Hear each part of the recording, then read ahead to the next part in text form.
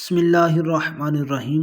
مرد کی پسلی سے عورت کو بنا کے اللہ تعالیٰ نے مرد کو اپنی اس حکمت کا اشارہ دیا کہ میں نے اس عورت کی تخلیق فرشتوں کی لائی مٹی سے نہیں کی، میں نے اسے تمہارے جسم کے حصے سے اس لیے نکالا کہ عورت کا تقدس اور پردہ قائم رہے، فرشتوں کو بھی خبر نہ ہونے پائے کہ زمین کی لائی ہوئی کس مٹی سے عورت کی تخلیق ہوئی۔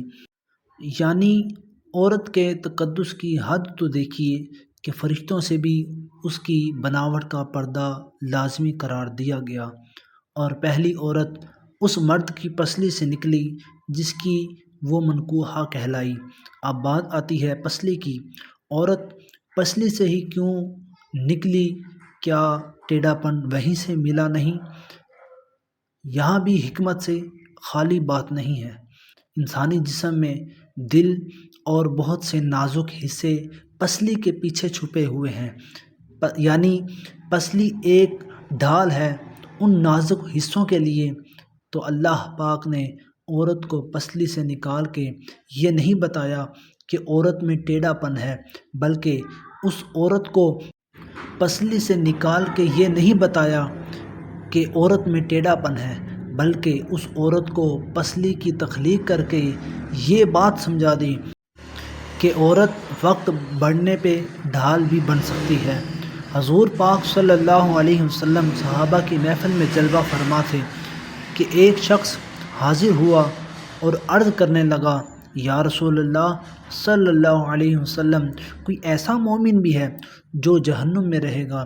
حضور پاک صلی اللہ علیہ وسلم فرمانے لگے، ہاں، ایک شخص ایسا ہوگا جو جہنم کی گہرائی میں 1000 سال رہے گا اور مسلسل اونچی آواز میں پکارتا رہے گا، یا حنان یا منان۔ ایک دن اس قدر اونچی بلند آواز سے ہی یا حنان یا منان کہے گا کہ حضرت جبرائیل علیہ السلام جہنم کے قریب سے گزرتے ہوئے اسے سن لیں گے۔ حضرت جبرائیل علیہ السلام حیران ہوں گے کہ یہ کیسی عجیب بات ہے کہ کوئی مسلسل یا حنان یا منان پکار رہا ہے۔ حضرت جبرائیل علیہ السلام عرش کے سامنے حاضر ہوں گے اور سر سجدے میں رکھ کر خدا کی تسبیح بیان کریں گے۔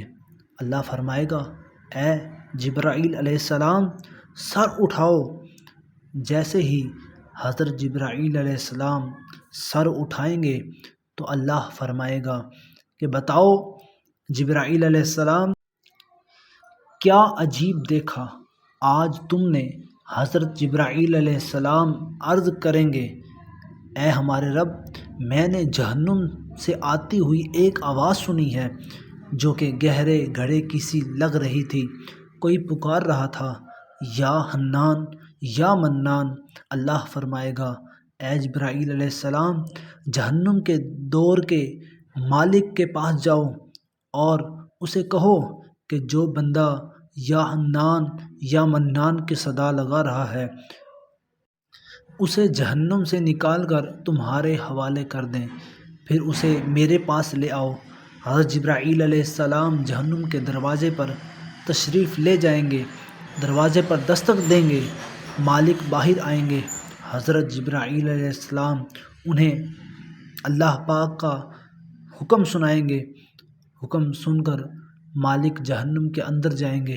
حضرت محمد صلی اللہ علیہ وسلم نے فرمایا، جیسے ماں اپنے بچے کو پہچانتی ہے، مالک ایسے جہنم کو پہچانتے ہیں۔ اس کے باوجود آپ یا حنان یا منان کہنے والے شخص کو تلاش نہیں کر پائیں گے، باہر تشریف لائیں گے، حضرت جبرائیل علیہ السلام سے عرض کریں گے، اے جبرائیل، جہنم نے گہرا سانس لیا ہے، اس لیے کون سی چیز پتھر ہے، کون سی چیز لوہا ہے اور کون انسان ہے، اس کی پہچان نہیں ہو رہی۔ حضرت جبرائیل علیہ السلام پھر اللہ کی بارگاہ میں سجدہ کریں گے۔ اللہ پاک ارشاد فرمائے گا، اے جبرائیل علیہ السلام، سر اٹھاؤ، تم یہاں حنان یا منان کہنے والے کو کیوں نہیں لائے؟ حضرت جبرائیل علیہ السلام عرض کریں گے، مولا، دور کا جہنم مالک نے بھی معذرت کر لی ہے، کہتے ہیں جہنم نے گہری سانس لی ہے، اس وجہ سے پتھر، لوہے اور انسان کے درمیان کوئی فرق نہیں بچا ہے، تو یہ سب جل کر کوئلہ بن چکے ہیں، کسی چیز کی پہچان نہیں ہو پا رہی۔ اللہ فرمائے گا، جبرائیل مالک سے کہو میرا بندہ جہنم کی فلاں گھڑے میں، فلاں کونے میں اس حالت میں پڑا ہوا ہے۔ حضرت جبرائیل علیہ السلام جہنم کے دروازے پر جائیں گے اور حضرت مالک کو یا حنان یا منان پکارنے والے کا پتہ بتائیں گے۔ حضرت مالک جہنم کے اندر جائیں گے اور دیکھیں گے ایک شخص ہے، اس کے پاؤں اس کی پیشانی کے ساتھ اور اس کے ہاتھ گردن کے ساتھ بندھے ہوئے ہیں، اور جہنم کے سانپ بچھو اس کے ساتھ لپٹے ہوئے ہیں۔ مالک اس کی زنجیریں توڑ دیں گے اور جہنم سے نکال کر حضرت جبرائیل علیہ السلام کے حوالے کر دیں گے۔ حضرت جبرائیل علیہ السلام اسے عرش الہی کے سامنے لے کر حاضر ہوں گے، سر سجدے میں رکھیں گے۔ اللہ پاک فرمائے گا، جبرائیل علیہ السلام سر اٹھاؤ۔ حضرت جبرائیل علیہ السلام سر اٹھائیں گے۔ اللہ پاک اس بندے سے فرمائے گا، اے بندے، کیا میں نے تیری بہترین تخلیق نہیں کی تھی؟ کیا میں نے تیری طرف رسول نہیں بھیجے تھے؟ کیا میرے رسولوں نے تمہیں میری کتاب نہیں سنائی تھی؟ یا میرے رسولوں نے تمہیں نیکی کا حکم نہیں دیا تھا؟ کیا تجھے برائی سے منع نہیں کیا تھا؟ وہ بندہ ساری باتوں کو مانے گا، اقرار کرے گا، یا اللہ، تو نے میری بہت اعلیٰ تخلیق فرمائی، تیرے رسول بھی تشریف لائے اور انہوں نے تیرے احکام بھی سنائے۔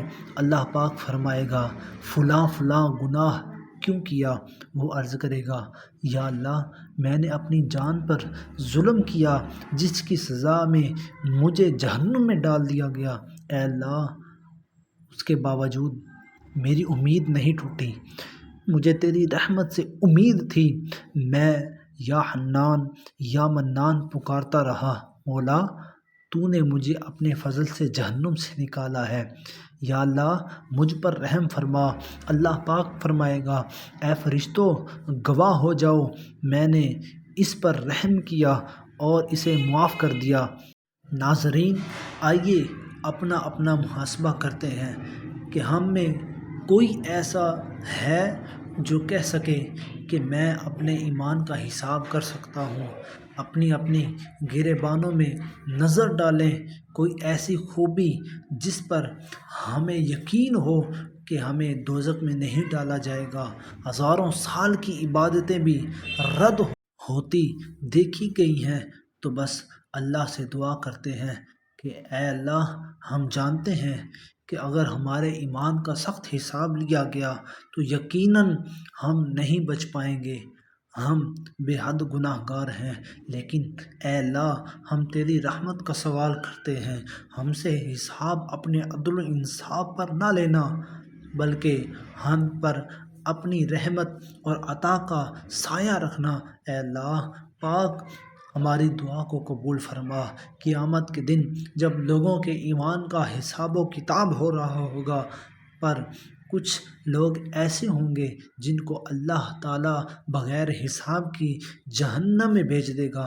صحابہ کرام رضی اللہ تعالیٰ عنہم اجمعین نے عرض کی، یا رسول اللہ صلی اللہ علیہ وسلم، وہ کون سے لوگ ہوں گے؟